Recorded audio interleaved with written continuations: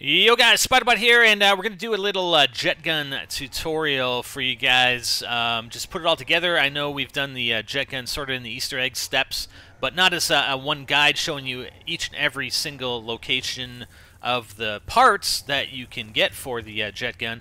But here we are in the tunnel in between the bus depot and the diner, and the jet, actually, engine component is actually in there. It's pretty dark. It's either here or it's in the far side, up on the elevated area that we started off with when we first jumped off the bus, and I have no idea how Mankiller went down there, but whatever.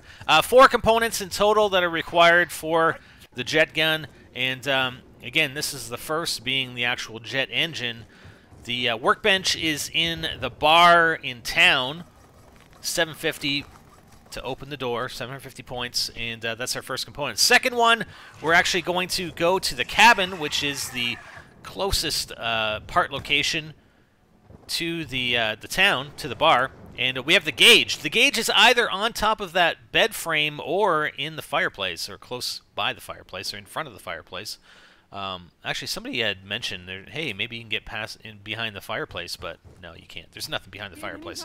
Okay, so we're going to add the second component to the jet gun. Hey, and if you saw, you can get multiple jet guns. I'll actually link you to that video where we show you how to get, if you're playing 4-player co-op or more than one person co-op, you can get multiple jet guns, up to 4 in total.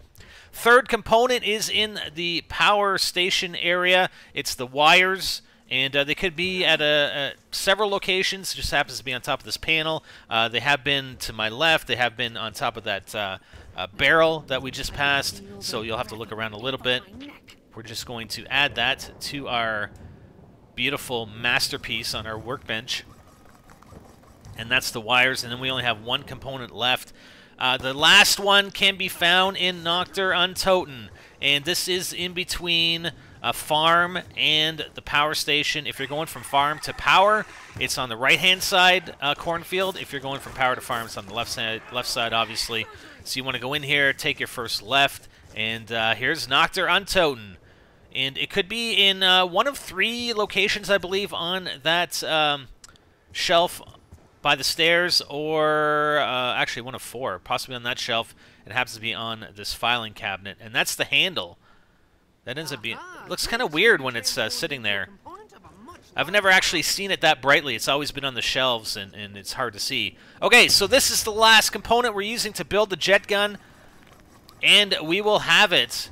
And the full name of this thing, after these guys keep throwing frags at me, is the Thrustodyne Aeronautics Model 23. And you can do several things with this thing, including kill zombies with it.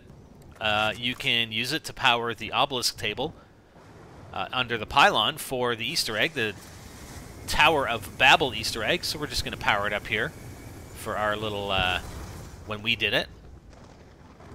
And then Richtofen should say something to you. Good, congratulations, you powered it up, if you're doing the Richtofen side of the Easter egg with the power on. You can also use it as a glider. A few people tweeted me the other day that you can... I never tried it, I guess, but it's kind of cool. And I'll actually show you... I'll show you in theater. So you kind of just look up and fire this thing, and you can glide down. So let's take a look at that in theater right now. Alright, so here's the first shot of it in theater mode. You just aim straight up, and we're going to come off the area. I didn't jump or anything. If you would jump, it would probably be a bit better. So you do kind of glide down. If I jumped, I could probably glide a little bit farther. Here's another angle of it. It's kind of funny, but not particularly useful. Yeah.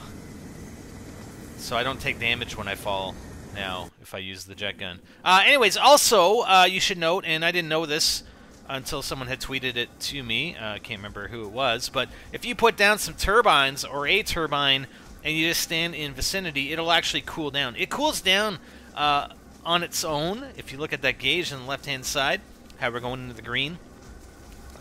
It will cool down on its own, but it takes longer. But if you have a turbine set up, then obviously it's not going to take as much time. You can see the needle just keep coming down. Because once you get to the max, to the red, as we saw when we were powering the obelisk, the thing will just self-destruct. That'll be it, and you'll be done. You actually have to rebuild it. It's not like the other builds.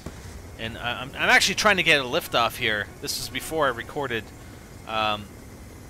doing the whole gliding thing off of the second floor up above me. But so the one thing about it is you have to rebuild it. If you destroy it, the parts scatter. I mean, the parts you can actually pick up off the ground sometimes. Sometimes they'll actually go back to where you originally found them.